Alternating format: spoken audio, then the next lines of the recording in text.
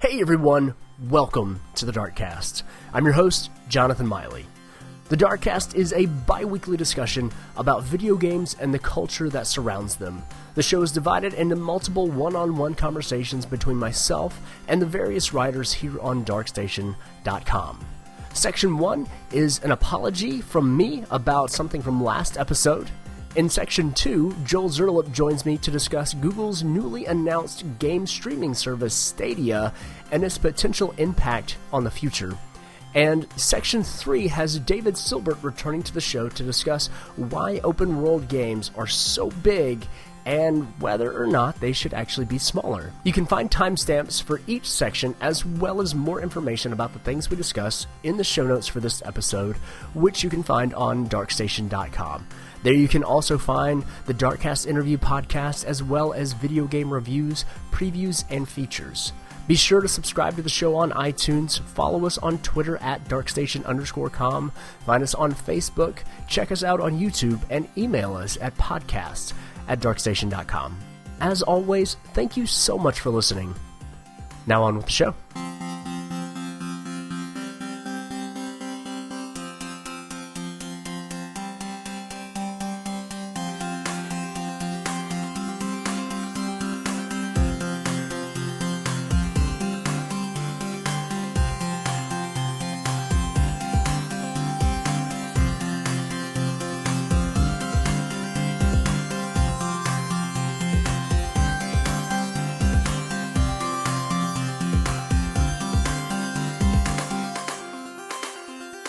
Welcome back to the DarkCast.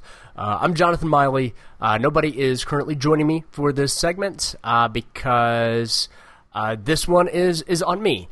Okay, so I'm just going to jump straight into it and say I'm sorry about the original title of Episode 9 of the DarkCast. I wanted to apologize and say that I'm not going to do that again. That's a difficult promise to make, and it's probably not one that I'm going to be able to keep. But I guess a better promise is to say I'm going to try harder in the future. In Episode 9, I originally titled it Make Star Wars Games Great Again, because we talked about Star Wars games, or the lack thereof. And then in another segment, we were talking about Spider-Man, and I compared Spider-Man's villain in the game, Hammerhead, to Donald Trump, because I find Hammerhead to be very one-note, and he just wants to make the Mafia great again.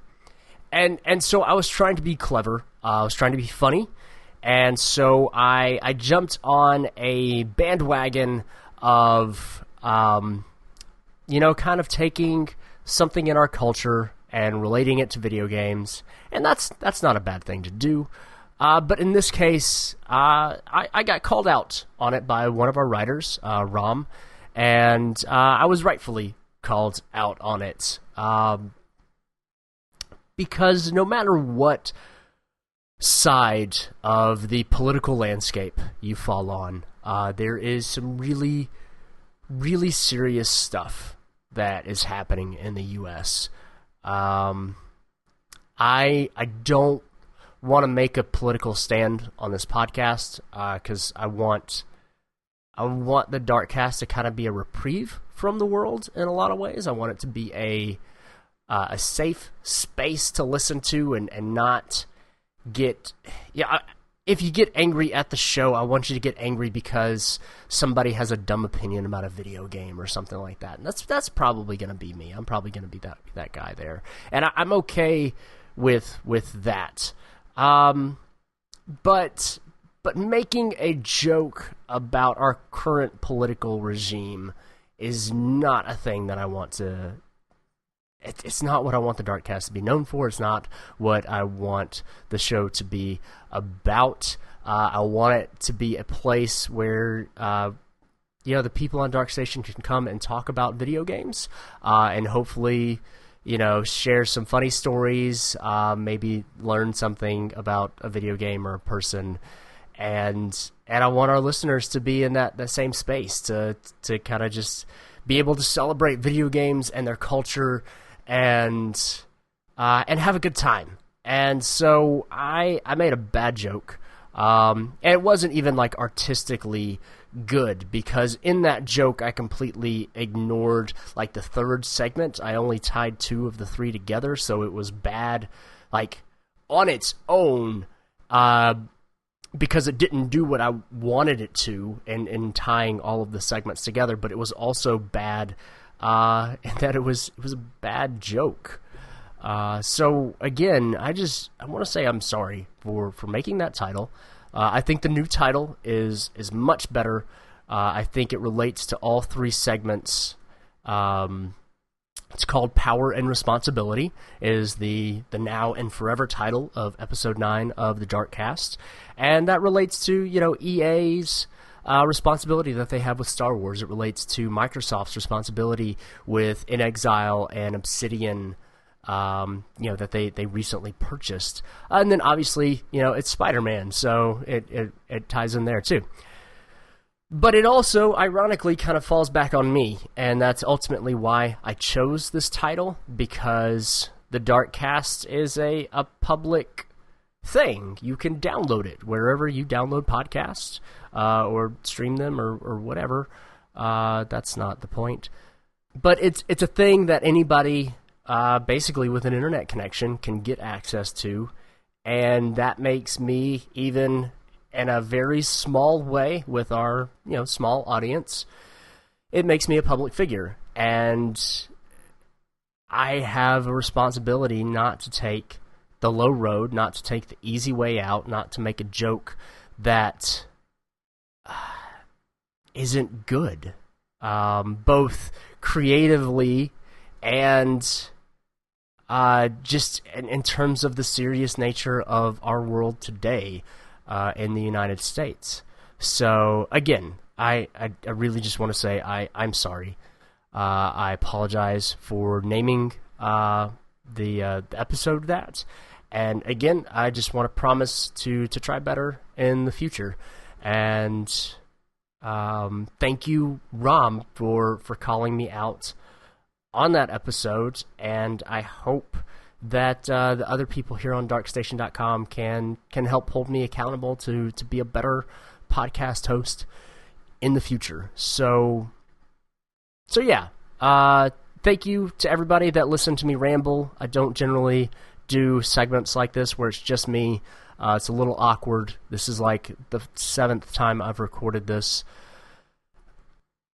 Thank you for listening to me. Hopefully, thank you for forgiving me if you were offended by it. Again, especially to anybody that was offended by that title, I'm so sorry. You can find me on Twitter at Spectral Hunt, and you can yell at me, or you can do whatever you need to if that upsets you. I'm truly sorry about that title, and yeah, that's all for this segment.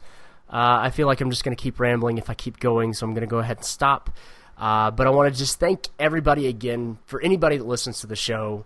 I make the DarkCast the only way that I know how, and that's to try to make a show that I would want to listen to. And so hopefully it's something that you want to listen to and you enjoy it. And thank you to all of our writers on darkstation.com that join in and talk with me about video games. It's so much fun, and I'm having a blast doing it, and I hope that we just get to continue doing it, and we get to continue to be better at it. So again, I already said it, but I'm going to stop, and yeah, thank you again, and we're going to actually talk about real video game stuff now. So on to our next segment, which will actually be about video games.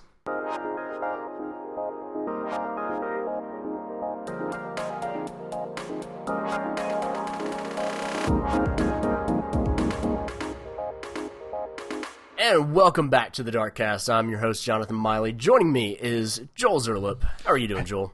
Good. I'm coming from the streaming future past, something like that. You were streaming your thoughts from the future to now, which to you is the past, but to us is the present. It's exciting times. It is extremely exciting. All run on the flux capacitor. That is how. Oh god, how is somebody not named like some sort of processor that? Do you think it's been patented or something like it? Probably. It probably is. Yeah. Otherwise, it totally would have been. Yeah. So it's got to be, we've got to get 50 years or whatever past when Back to the Future came out. Yep. And then people can start naming things that, which will be, that will be the future right there. Mm-hmm. I mean, we've already passed the future if we're really getting into the weeds of the Back to the Future lore. So. And the Cubs win the pennant. Yeah, exactly. Exactly. It's already happened, all of it. Obviously to you because you're from the future, but anyway, so that is what someone from the future would say. Yep. So recently GDC happened, and one of the big announcements, the thing that kind of everybody has been talking about it since then, is Google's new big thing, Stadia, which I don't think is a great name for something. I want to call it Stadium constantly, but that's what they went with. And we're not really going to dig into like what exactly it is. Everybody has done a breakdown of what Stadia is. You can watch their conference in like 3 minutes if you want to, because people do that. So we just kind of want to talk about our thoughts on it and. I don't know, the potentials and fears of this upcoming generation that we should be getting pretty quickly. Yeah. It's been a minute since the Xbox One and PS4 were released. So that stuff's coming, whether you like it or not. But interestingly enough, and something that I feel like I haven't really seen in the news, is about a week before Google announced their streaming service, which it had been heavily hinted towards that they were going to announce something at GDC. And I think it may have been like outright stated that they were going to announce something at GDC. But very soon before that, Microsoft announced their big streaming platform, which is Project xCloud. And it's the idea of being able to download an app on something, whether it's a phone, on your computer, or on... Maybe a Switch? I think even, a Nintendo Switch. Maybe. Playing Xbox games there, which is interesting in a lot of ways, but it's also more interesting that like nobody is talking about that. Everybody's talking that just got Google buried. Which is, to me, probably the most fascinating story, right? Because you have Google, who is, besides the game that they showed off at the very beginning of this, when their CEO was up, whose name I just forgot off the top of my head. They were showing the Google Doodle game that happens when your internet's not working. That's the only game they've made, so it's really interesting that we're spending so much time talking about a company that, at the end of the day, is probably just going to be bringing other people's games to their platform, and now they've obviously formed a studio. But then you have Microsoft, on the other hand, who's got 15, 20 years of games in their back catalog that they can now bring to a streaming service on any platform. That's really, really exciting. I think the reason you're not hearing a ton about Microsoft is they've done a lot of cool ideas that have never panned out. And so I think either we've all they been burned. just like fizzle out and never come to light, or they actually come to market and they're not good. Yeah, or someone does it better for them. Yeah. Yeah, exactly. I mean, you look at their tablet innovation before the iPad, and it was like, oh my gosh, they knew this was coming. They literally just couldn't execute. They just could not execute a good tablet, and they couldn't get out of their own way. So I'm not saying that's actually the case with xCloud. I think what Microsoft's doing with Game Pass and setting up for their next generation is freaking brilliant. And I think they have a really good shot. But going back to Stadia, looks like Google's putting a lot of money and thought into what they want for their streaming future. And I think the interesting conversation is I hate the think pieces of, is this the last console generation? Because I think the answer is no, and I think the answer will continue to be no, because customers like choice. But I do think there are going to be 5 or 6, maybe even more streaming services that are going to come out in the next year or two. And that is really interesting because it's going to, just like Netflix and Amazon Prime have had major impacts into the way that we consume TV and movies, streaming could have a very, very major impact in the way games are developed. Are you developing episodes? Like Telltale was desperate for this streaming future to happen because their product seems to go along with that streaming future. Sure. And so games will be developed differently if you're developing for a streaming service. And I think this streaming future, forget the technology. I think the way games are made are going to be impacted quite a bit by the ability to just have a library of games at your disposal at any time rather than buying each individual game for $60. Well, so the weird thing is Google hasn't really talked about how that will actually work. Is Stadia just something where instead of having a physical console and physical games, that you just have games and you stream them now? Or is it like a Netflix service where you pay a monthly fee or something like that, and you have it? It's almost like Microsoft's current Game Pass thing. Yeah, you pay $10 a month, and you just have all of these games at your disposal. Right. In a lot of ways, like Game Pass would be even more appealing if I didn't have to wait however long to download a game. If I could just launch it, like that would be really cool. Right. I think remember that E3 announcement, was it last year or 2 years ago from Microsoft? They have been making small steps towards this. I think they were saying like within the first 10 minutes or 5 minutes or a couple of minutes, you could launch the beginning of a game. Yeah, and that's something that they've been, both Microsoft and PlayStation, for a lot of games have a like benchmark at, at this much downloaded you can start playing the game.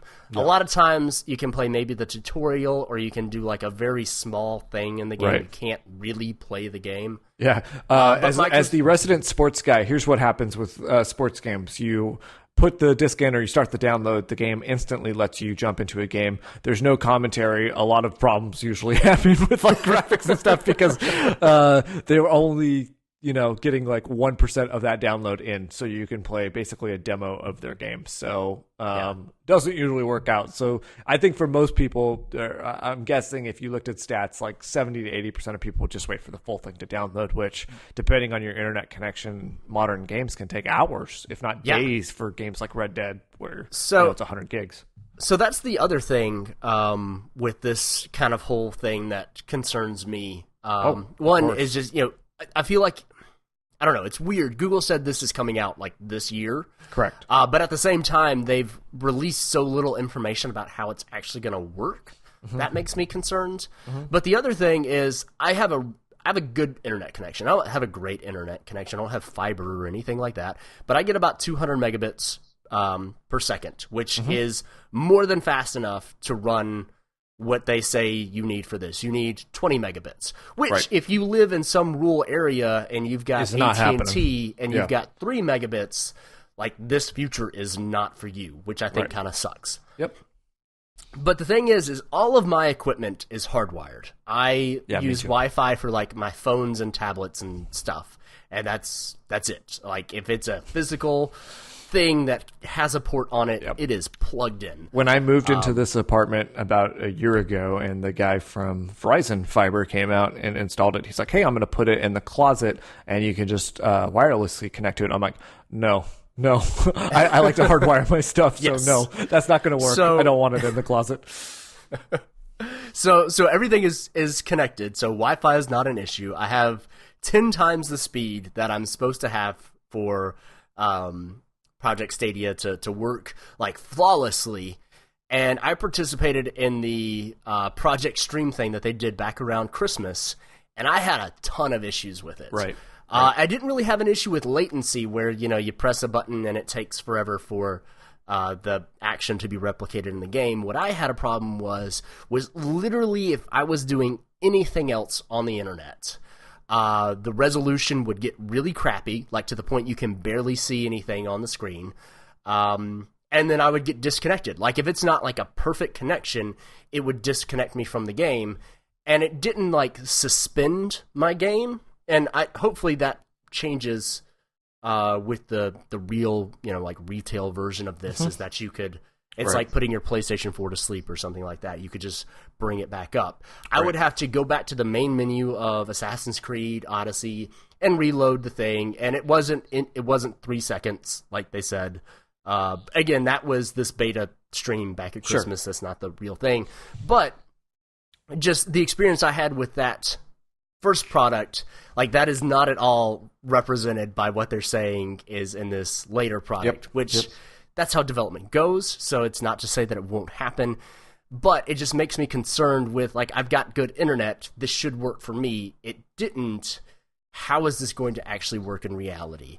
Future's going to happen. I think eventually all of this is going to occur. Yep. Agreed. I'm just worried for what this is going to look like this year, and specifically this year for most people, because like fiber is only available in about 30% of the country, if that. Right. And there are some places where Google has laid out Google Fiber, and they've had to like shut it down because there wasn't the adoption that they needed in that city or something like that. Yeah, no, I mean, I before we moved from the West Coast to East Coast on the West Coast in California, I had Google Fiber, and it was actually, I hate to say this because I was really excited about it, was actually one of the worst services I've had. I had really bad problems with losing internet, and they had some technical problems. Granted, they were just rolling fiber out to that area. We were one of the first developments that had it, but like had some issues there. So yes, fiber adoption is going to be a long time. I think there are going to be some stumbling blocks out of the gate with streaming games.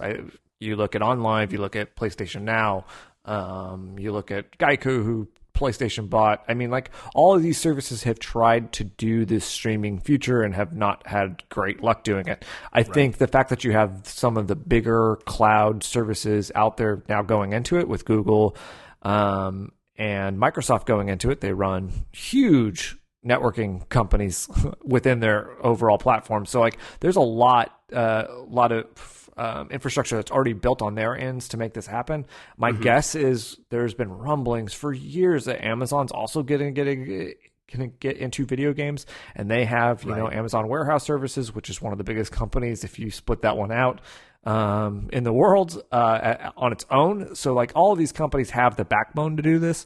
I'm really more curious what this actually looks like from a video game standpoint. Like, how does this change game development? When I think of something like Game Pass, where you have a game like Crackdown 3, where, it's kind of got middling to low end scores, but people are playing it because they have the platform. They're already paying that money.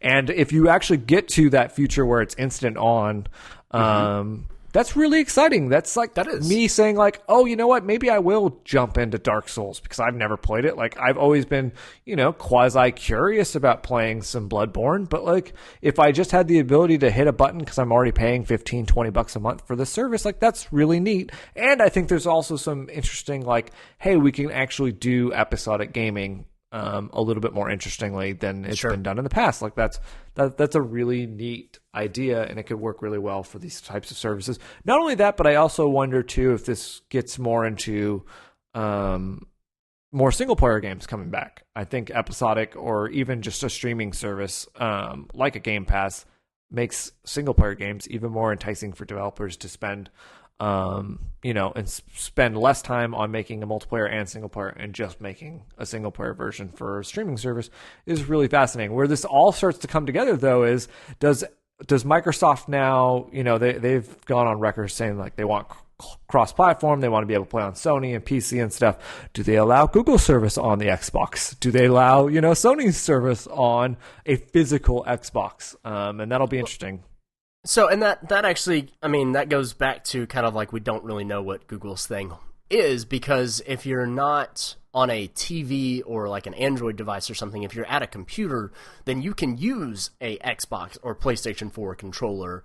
So like, what platform are those games? Are those just computer games that are now in the cloud? Or could anything go on there? Could PlayStation games be available on Stadia? We don't know. I mean, it's just been announced, so obviously there are going to be things that we don't know. But if I was going to look into my crystal ball, they're all going to be made for PC, and you stream them on whatever platform. Like, if I was going to take a random guess, they're all going to be running basically PCs in the cloud that you stream into from from an Xbox account or a PlayStation account or a Google account. That's just my guess. But Sure. it should make, in theory, it should make games accessible on all platforms. But That would be lovely. the history of video games would say otherwise. Right. The other thing that I wanted to say about the Project X thing, that I'm in some ways more excited about, just because I feel like I have a better grasp for what that is.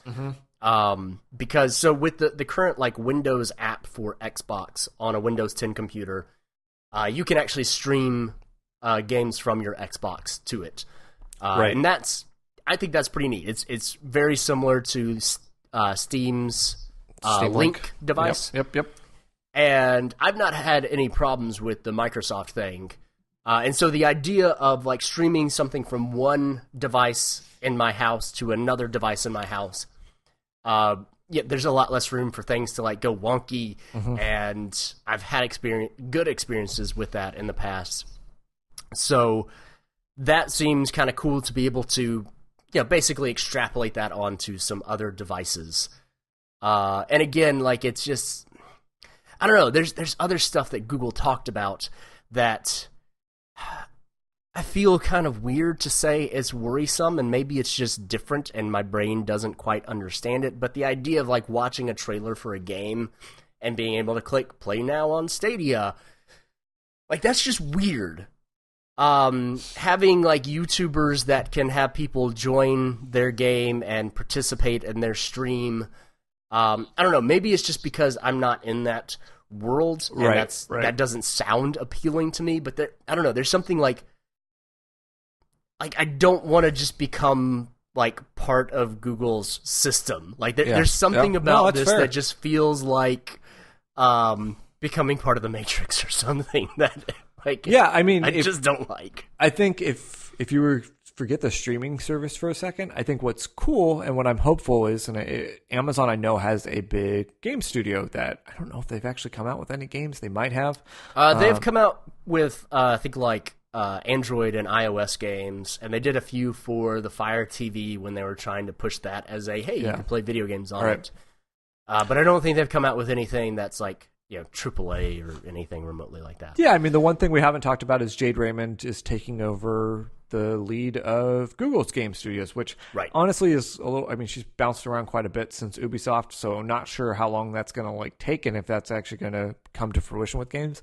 But what I'd love to see is more competition of big first-party games to start pushing everyone. I think that's awesome. More people coming into this space, whether it's through streaming or current consoles, is really cool. So that if there is a silver lining to anything, if you're sitting there and it took you 20 minutes to download our podcast and you know that streaming's not going to happen for you, if anything else, you're going to get more competition in the space, which hopefully translates into cooler and diverse games coming. So that to me is super exciting that you're going to have more money getting thrown into this, because I think one of the great things about Netflix that has happened as a result of it is everyone's had to step up their game and put out great. I mean, we're in the golden age of TV for a reason, and that's because competition has been incredible in that space. And so if you can have more companies getting into the streaming space and into game development, I think that could have, 3-5 years down the road, we could have some really cool Game of the Year discussions like last year. So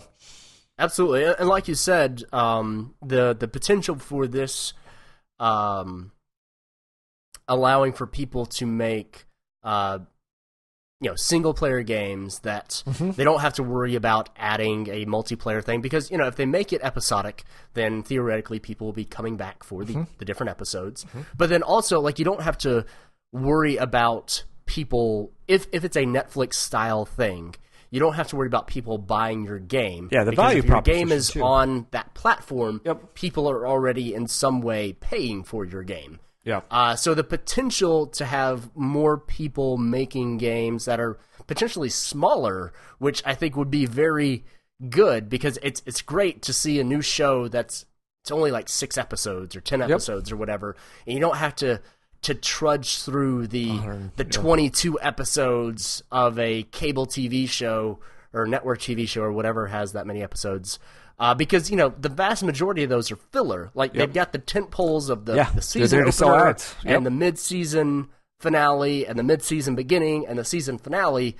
But then, like, you've got all this other stuff that's just fluff you don't have to worry about that because they just make the game or the show or whatever. And quite frankly, the value proposition is different, right? I mean, one of the things too that's interesting about like Crackdown 3 as an example is you can just download it, play it for a little bit, and you're done, and you don't have to feel like you did $60. Like you've now just got it from the service, which is really cool. It is. So it is. So there's a lot of really cool potential with this. But there's just something about it, and maybe it's just new technology. And don't be old and crotchety, Jonathan. Yeah, I know. I'm gonna walk all over your lawn. That's there's just things about it that just seem weird, and I don't know if that's because it's just new, or if there's actually something kind of creepy about it. Yeah, I mean, I will say yes, there is a little bit creepy about it, but the one thing that's really cool, forget the streaming service, the best feature they announced was the YouTube integration, where you could be like, hey, I don't know, hey, I'm not going to say the name because last time I did it, my music started playing, but hey, name of voice box in my house, can you show me how to solve this puzzle? That is awesome. And it pops up a YouTube video with the solution. I love that because I am one that takes out my phone all the time for puzzles that I can't figure out and have to try to figure out what puzzle it is, where I'm at in the game, and what video to watch to find the solution. So I love that. I think that's a great innovation that someone in their game development studio was like, hey, we need to add this. And so if nothing else comes out of Google Stadia, that is what I want in all platforms. That is the feature. That is the killer feature for me. Nice. Yeah, definitely. And it just kind of goes again to show that Microsoft a lot of the times has a good idea, but has a hard time implementing it because when the Xbox One launched, they had the whole snap-in thing, and you could like bring up YouTube while you were playing a game. And talk but to your it was Kinect. cumbersome and awkward and never worked. Yeah. So, just take somebody else, I guess, coming up with it, and then they'll make $1 billion off of it because Microsoft. Yeah, exactly. Well, any other thoughts about Project Stadia or the streaming future? No, not at all. How about you? No, I can't shake the feeling that I feel like a crotchety old man when I look at this, and we'll see how it goes. It's both exciting and I don't know. I think a lot of it is just we know so little about it that I don't understand it. That maybe once new details arise and is this just a streaming platform for you to purchase games, or is this the Netflix of video games? Yeah, that literally is the biggest outstanding question to me. I mean, will it work? At some point, it's going to work. Like, if it doesn't work out of the box, I think it'll get there. But the pricing model for this, which they did not talk about, which tells me they're probably still trying to figure that out. It's probably the hardest. To be honest, for Google, that's got to be one of the hardest parts. I think they've had the technology for a while. Seems like it's been in development for a while, but I think the deals that you have to make for some sort of streaming service that Microsoft's been working on for a while with Game Pass in terms of their subscription service has got to be a difficult one. And so it'll be interesting to see how that all wraps up. But I imagine that they're not going to be the last ones this year to announce a streaming service. I would not be surprised if you see publishers start doing it as well. So EA, Ubisoft, using their existing Uplay and EA Access or Origin Access services to start building their own streaming platforms. Yeah, I would say EA would probably be the closest one to that because they already have the Game Pass or Xbox Live, PS Plus type thing where you pay monthly and you get access to games. Like Ubisoft, as far as I know, Uplay is just their version of Steam. It's the way that you get their games. It's not something that you pay for and get access to a bunch of games. Right. I could definitely see EA doing something like that. But while it's exciting, to the potential to be able to access all games from any platform, doing things like that could also lead to more stratification of the way that you get games. Sure. So, to play this game, you need to have the streaming service from Steam. To play this game, you need to have the streaming service from EA. To play this one, you need to have Google. To play this one, you need to have Xbox. Yeah, I mean, anytime someone says, hey, watch this movie, I spend 5 minutes trying to figure out what streaming service it's on. It's an abundance of riches right now for movies and TVs, and let's do the same thing for video games. That'd be amazing. That would be. I don't think we're in a drought of video games. No, we're not. 2019 has been pretty cool so far, and it looks like it's only going to get cooler. So, yeah, I don't know, man. The high bar of 2018 is still setting in for me. The last 2 years actually have been so great, and I think a little bit this year you're starting to see at least the first parties ramp down their production to keep stuff for their next consoles. So that is definitely happening a little bit. But yes, you are not wrong. There are some amazing games already out and a lot more on the horizon. So it's not that we don't have enough to play, but I'm always down for more. Sure. Absolutely. Well, Joel, thank you for sitting down with me and talking about Project Stadia, or not Project anymore. That was the streaming thing. It is Stadia. Stadia. There's got to be a better name for that. That's This is true. I mean, Xbox One is still one of the worst names ever. It is. Absolutely. Yes. And then going with S and X as two different models. Those are, oh, man. And by the time you're listening to this, it might already have been confirmed, but the Xbox One S All Digital Edition might be even worse than the Xbox One name. So, I don't even know what all digital means at this point. I know what it means, but it's dumb. It is. It is indeed. But thank you for sitting down and chatting with me. We will be back in just a moment to talk about more video game stuff. All right.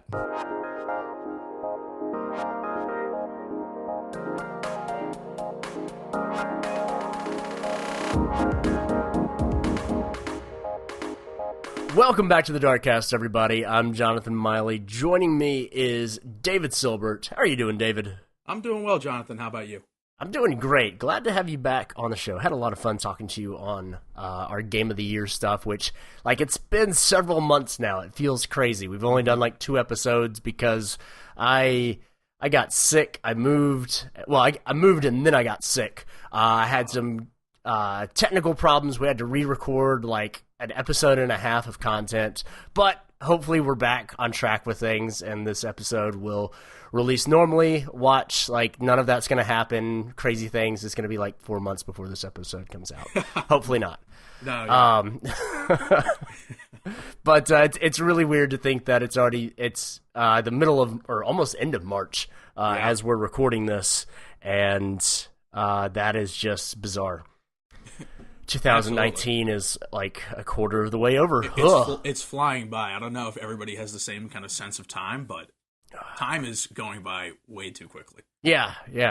I feel like that just happens as you get older and older because each day is a less of a percentage of the amount of life that you've experienced. So each one is, minutely shorter than the last one. And that just continues to happen until I guess you die. And I guess every coming day is slightly more important, right? Because it's a higher percentage right. of the time that you have remaining. So yes. I get it. Yes, yeah. Absolutely. But yeah, some exciting stuff has been happening in video games, and some good games have been coming out this year so far. I feel I don't know, right towards the tail end of 2018, which was a great year for video games. Yeah, absolutely. I think a lot of people were kind of worried. It's oh, God, is there anything left for 2019? Yeah. And I think that is a resounding yes so far. Yeah. Oh, my God. The first quarter has been just absolutely stacked. I don't know how many games, you've had a chance to try out, but it seems very virtually front-loaded. None. Yeah, same. Honestly, I've just been waiting. I'm you know what? 2018 had too many great games, and I still haven't beaten most of them because Assassin's Creed is a 9,000 hour long game. Yep. Red Dead Redemption is not that long, but it's just difficult to do everything because everything takes time. Exactly. Spider-Man, I feel is the only game that I really beat to completion and then Yep. did it again. Yep. But, you know, like, I feel like games are just so big these days. And I don't want to call attention to this segue, but I feel like this is a really great segue into our topic, and so I'm going to go ahead and ruin it and point it out. We're talking about, are games too big, and why are they so big? Mm-hmm. So, I guess, you know, lay the groundwork for what we're talking about here right now. Yeah, so just a few weeks ago, I finished a playthrough of Horizon Zero Dawn, for those who might not know. I mean, it's Guerrilla Games' flagship open world RPG title. Came out in 2017, and I'm sure it made several best of 2017 lists from several DarkStation editors or writers, including myself. Really enjoyed like playing through the game, but as you will have noticed, took quite a little bit of time to do it, and part of that was because I wanted to 100% the game, platinum it. It's funny that you mentioned Spider-Man. That was another one. I have this tendency with these open world games that don't require you to replay sections, right? If you don't have to replay the whole game, I figure, you know what, might as well try to do everything in it all at once, get the platinum trophy, be done with it, right? Have some fun. Okay. But I think it brings up an interesting like question for me, whereas, right, if the developers put all this content into one game, I understand the need to kind of boast about our game is this many times bigger than The Witcher 3, or our game is this many times bigger than this other game. I don't know. It brings up a question of at what point are games too big? Because when I was playing through Horizon, you know, it's kind of that trademark Ubisoft icons everywhere, all over the map. And at a certain point of just doing it over and over again, just for this, you know, it kind of felt like going through the motions at a certain point. Sure. And I'm sure, you know, certain people might say, well, you know, yeah, of course you did platinum the game, right? So it's not like everybody had to do that. You could have I had friends that went through just the main story and enjoyed it. And that's fine. But it does kind of make me think, what would it be like if these open world games were just a tad smaller, a little more of like a leaner experience? I kind of like to think back to like other, you know, more linear experiences where back in the day, maybe, you know, platinuming that kind of game was just like replaying the game and getting better at it or something like that. Whereas I understand it's a different audience, but, you know, then you really make sure that you're, you know, the core experience, you know, front to back is just a lean, polished experience. Whereas, you know, more and more I'm just feeling with games like Horizon and even like a game like Spider-Man, it just feels almost like, you know, artificial padding just for the sake of saying your game is bigger. I don't know. I don't know what your thought was on that. Well, I feel like that was kind of one of the criticisms of Spider-Man, was that a lot of people felt like, especially the side quests and the collectibles were just kind of things that you went to a place and you got a thing, and you know, a lot of the side quests were like, go here, beat up these guys, win. And a lot of the collectibles were literally just swinging through the city and, oh, you got the collectible, move on. Yeah. I didn't particularly mind that, mostly because of the locomotion of that game, and like literally side quests and collectibles were just an excuse for me to swing around the city and feel like I'm actually accomplishing something. Yeah. So I understand the criticism, but I don't have it with that particular game. But I definitely understand it with so many games. So like Horizon is a game that I've yet to beat. I've yet to get remotely close to beating. I have played through the opening hours, I think 3 times. Right. And I get outside of the Mother's Cradle or something like that. Yeah, so which, like, I feel like that starting area is a good size for a game. Yes. Another game that does like a good starting area is The Witcher 3, the White Orchard area. Like, it doesn't feel quite too big. It feels manageable. But as much as I love The Witcher 3, that was my game of the year when it came out. I love it. I've not been able to go back and do a second playthrough because it is so large. And I remember getting to the island of Skellige, which is the second kind of big place that you get to. For anybody that doesn't know, you start in White Orchard, then you go to a place called Velen, and then you go to Skellige. And I remember like zooming out on the map and thinking like, okay, like I'm getting close to the end game. Like it's going to start like funneling me down this critical path. Skellige can't be this, oh God. Yeah. It's as big as the other place. And just having this like intense fear of like how much crap there was going to be to do. Yeah. To its credit, the landmass is large, but there's not as much to do on Skellige as there is on the main landmass of Velen. But yeah, so like with Horizon, like zooming out and seeing all those dots, like I just about get anxiety, like having a panic attack. Pretty much. Like there's so many things to do. I don't know in what direction I need to go in. And I think one thing that games need to get better at is allowing you to filter the things that you see. That's actually something that Assassin's Creed Odyssey, I think, does really well. That is a game I play in the quote-unquote exploration mode, which for anybody that doesn't know what it is, it's really simple. Instead of like when somebody gives you a quest saying, hey, I need you to go raid this crypt that's 1,000 years old and no one's ever been to it, but I can pinpoint its exact location on your map. Yeah. It gives you generally like 3 descriptions of like, it's like there's this island near here, the ruins are south of this island, and it's west of this island. So you can pull up your map and go, oh, it's sort of over here.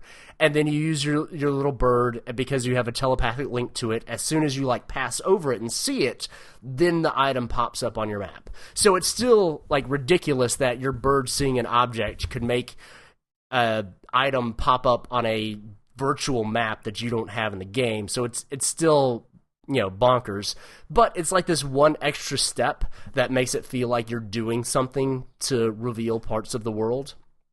But then the other thing is you can super micromanage like what is appearing on your HUD and like what updates are popping up, whether like it's telling you that you're in a new location or if you're getting XP, or like you can do all this different stuff.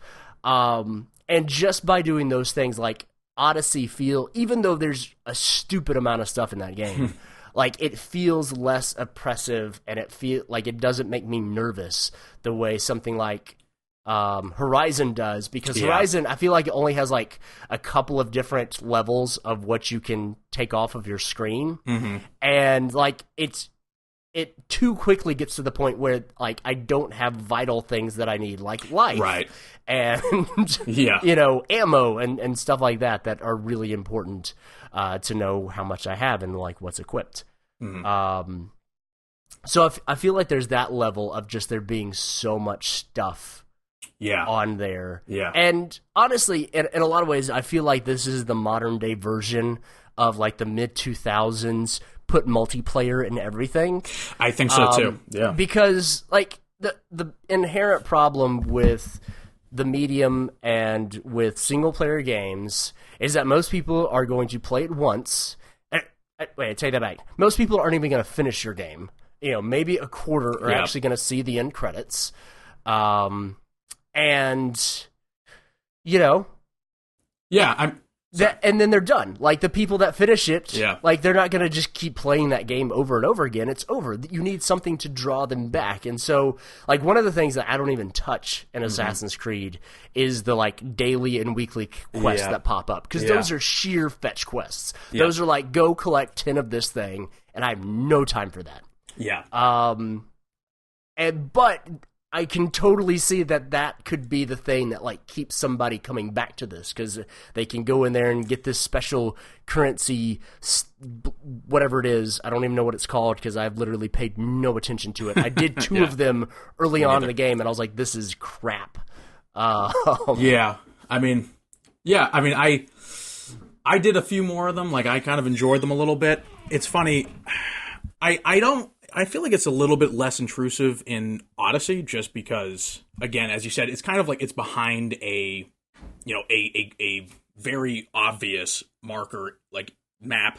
Sure. Within a town, like you go to the bounty board or whatever in the middle of the town, and it's constantly refreshed, and it's very clearly something that if you decide you don't want to do it, sure, it's not there. Right. Yeah, it's really easy to ignore it. Right.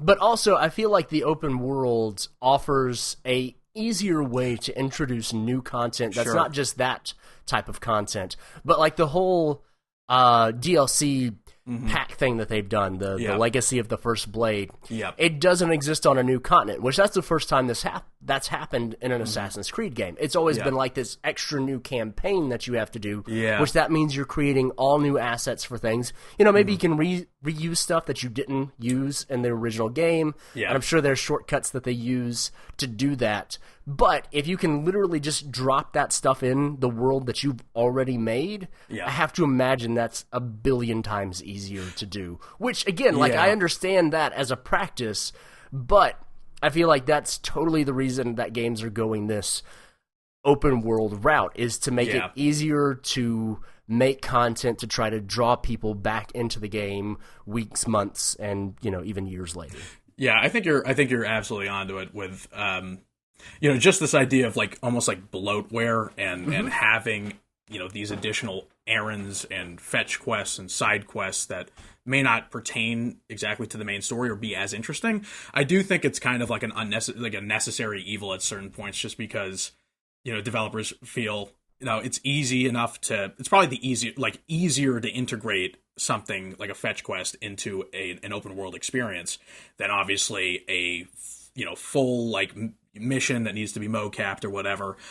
So I get why it's there, and I get that it's there to, again, kind of stuff the back of the box traits and like this, our game's 80 hours long, and, you know, our game will keep you coming back.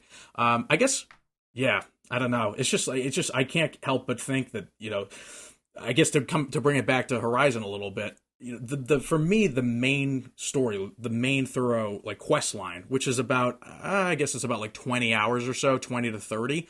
It's so good. It's so rich. It's so well told. It's so well performed. And I think the mission structure is really well done. You know, you never really get bored when you're playing a main mission. But at the same time, it just feels like, you know, I have to think, what would have been like if, as you said, kind of the world map was shrunk a little bit. And, you know, that way, when you're going from area to area and you're encountering new machines, it doesn't feel so repetitive. It feels every time you encounter a new quest or a new area of the world, you're always kind of enthralled with this sense of adventure. And, you know, I guess that there's no real easy solution to the problem, because, again, you know, it's as you said. I feel like you get to this point, though, where, like, when are you giving up quality to have quantity? And I don't know. For me, I think a good picture of what I would rather Horizon Zero Dawn have been is to look at the Rise of the Tomb Raider game. Not the one that came out last year, Shadow of the Tomb Raider. That's a much larger game than Rise. But going into Horizon Zero Dawn, like, I guess, you know, maybe just having a woman on the front of the game and she has a bow and arrow, my brain immediately went to like Tomb Raider. And like that was the experience that I was expecting. And then reviews start popping up and I'm going, oh, this isn't that. This is Far Cry. Which is like, for a lot of people, I guess those things are actually like really similar experiences, but it's a grade different, and like just being larger and more stuff to do and having all this extra busy work. You know, the busy work in Rise of the Tomb Raider is the extra tombs and stuff like that.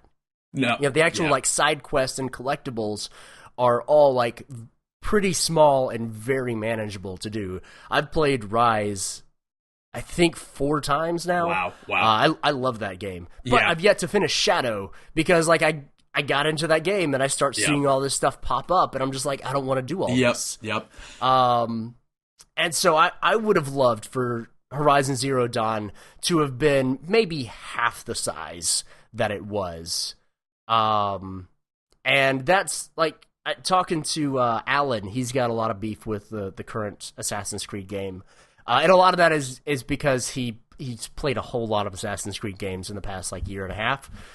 So I think it's a little overkill, and just getting to Assassin's Creed Odyssey and just like being more of that, it's like, oh god. Which I can totally understand. But for me, like the idea of another Assassin's Creed Odyssey size game in 2 years is disgusting. Because I've basically like sworn off Assassin's Creed games since Black Flag. Like I took a long break, Yeah. And only now am I ready to delve back into what that game is. Like, if they did something that was at least half the size, maybe smaller than Odyssey, that would be a much more appealing proposition for me as a consumer. But I know that Joel wouldn't want that. He loves the crap out of Ubisoft open world games and just getting lost in those worlds and doing the Ubisoft stuff. Yeah. So there's definitely, if there's one person, there are others. That's absolutely true. So I know there's definitely a market of people that feel that way about those games. But it'd be really nice if there was some sort of sweet spot in the middle. Yeah. And I don't know what that is. Yeah, no, I think it's interesting because you bring up several excellent points. I think with Odyssey, at least for me, the fact that they're not doing another mainline Assassin's Creed this year actually is kind of a big deal to me, because I think another big part of this is that we talked about 2018 kind of at the beginning of the topic, right? Look at all the massive open world games that just launched in 2018 alone, just from Red Dead Redemption 2 to Odyssey.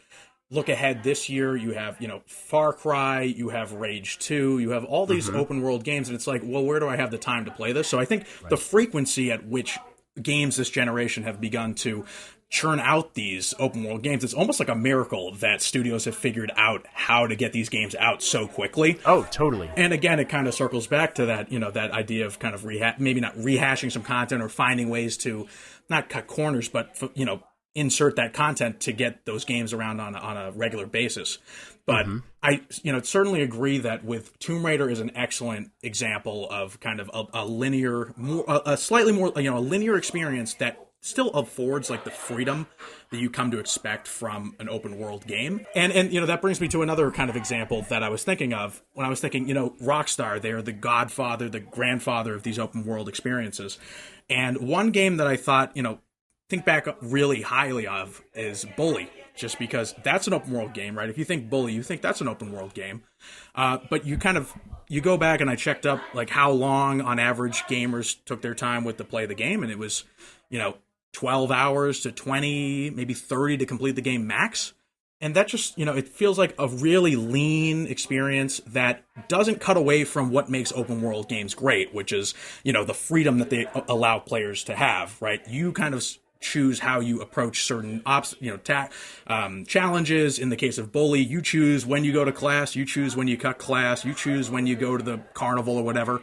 I don't know. I feel like it's a fine line of how to get that right. But, Tomb Raider, Bully, those are some excellent examples. I definitely agree, and I think another thing that we haven't actually talked about from last year, and it's a shining example of doing a kind of contained open world, is God of War. That's definitely more in kind of almost the Metroidvania style of game, where you're kind of passing back over yourself a lot. And I think God of War is a good example of having a world that feels contiguous, but for the most part, every time you go to a new place, unless you're going back to get a collectible, you don't go back to that place. You kind of go off on this,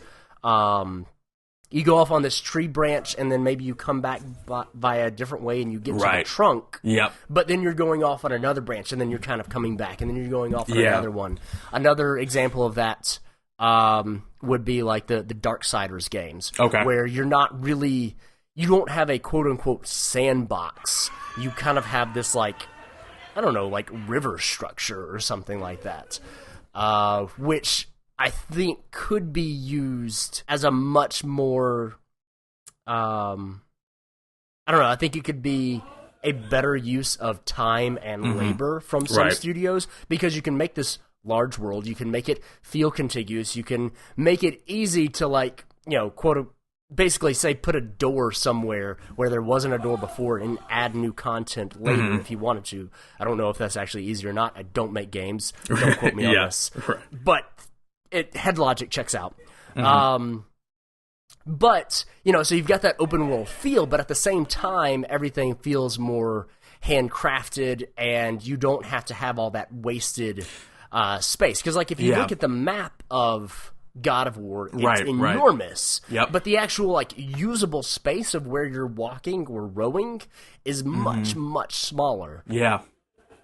And I think I would like to see more developers adapt that style of open world, because one of the things that like really annoys me with Assassin's Creed is when I go into a cave and like I'll hit this corner in a cave and go like, oh, that's that corner that they use in all the caves right here. Gotcha. So is it going to be this room? Oh, no, it's that room. Okay, cool. And like you know how like all the caves are because they're these Lego pieces that are put together to create one cave. And so true, no two caves are alike, but if you look at just, basically room by room of a cave, they're all identical. They're just like arranged in different ways. And that's something that was always great with The Witcher 3's everything, even though it was enormous, everything felt handcrafted. Nothing felt like it was, oh, this is that same house from that other village over there. They just moved it and painted it blue. Yeah, I think part of it is maybe even just the connotation of what, how we label games as open world, right? Like when I think of God of War, I still think like linear action game, right? That's the roots of the series, right? Sure. And I still think of even the newest God of War as a linear action game, but I think it's that idea of almost like how RPGs came from a strict genre, but you see games like back when Call of Duty 4 came out and introduced RPG mechanics, and that was kind of the start of every game has some RPG mechanics to give it a little flavor, and God of War has RPG mechanics. Right. I feel like the same thing could be said of open world games where, I don't even know if I would call Rise of the Tomb Raider necessarily like open world. I still think in my head it's a linear action game, but I don't see why, I think the thing that's almost like kind of dangerous is for the words open world to be the way that in which you describe your game. Sure. Right? So in calling that's not a genre, but we've somehow made it out to be. Exactly. Like it's more, I feel like it should be more of like a framework or a structure for your game's design.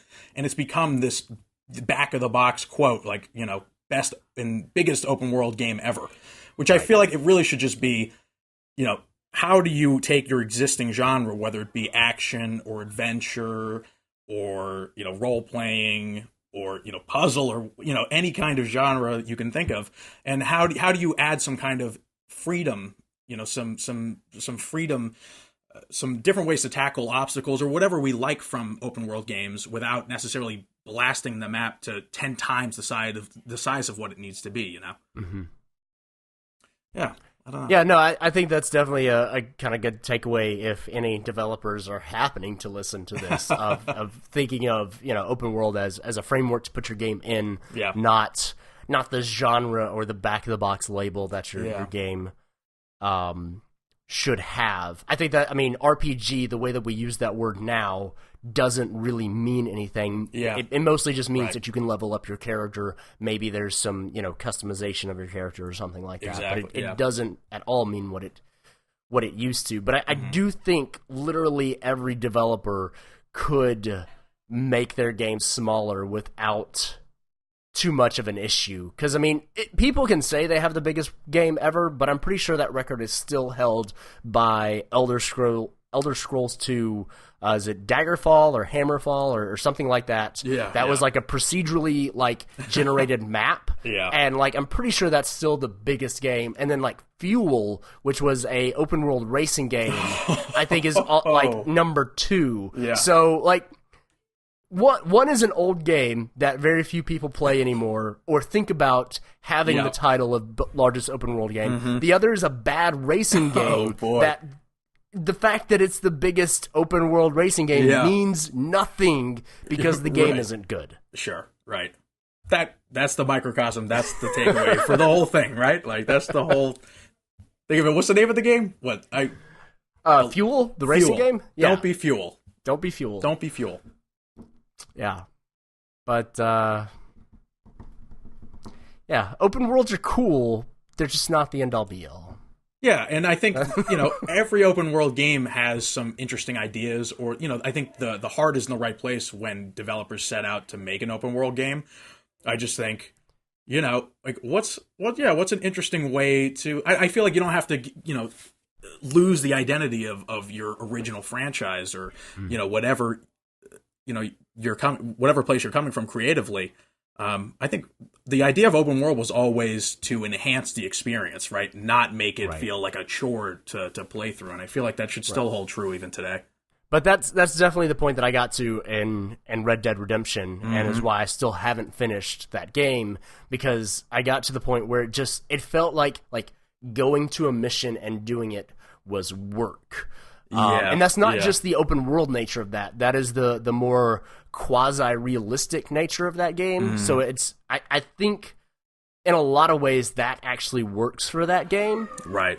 I just got tired isn't even the right word for it, because it wasn't like, oh, I'm bored with this. I just got exhausted from playing that game.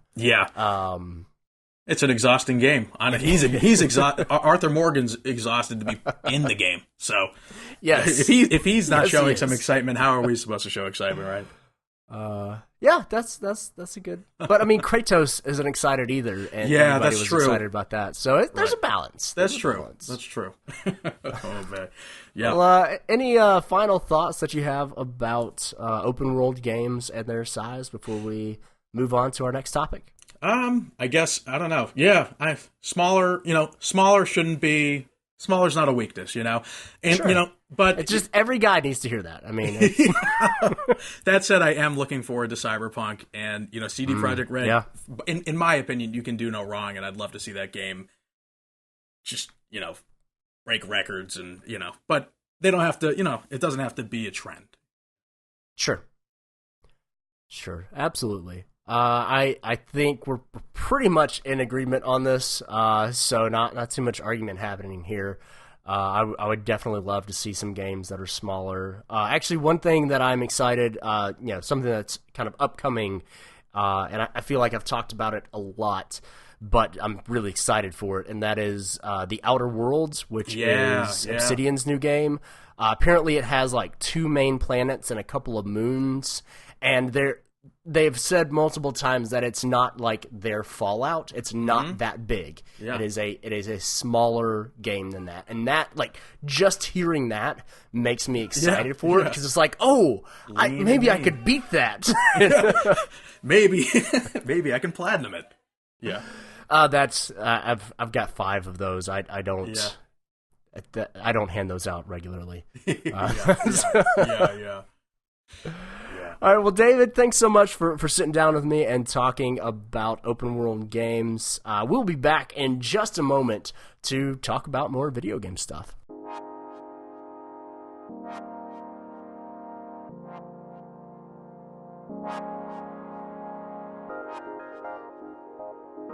Well, that does it for this episode. Thank you so much for listening.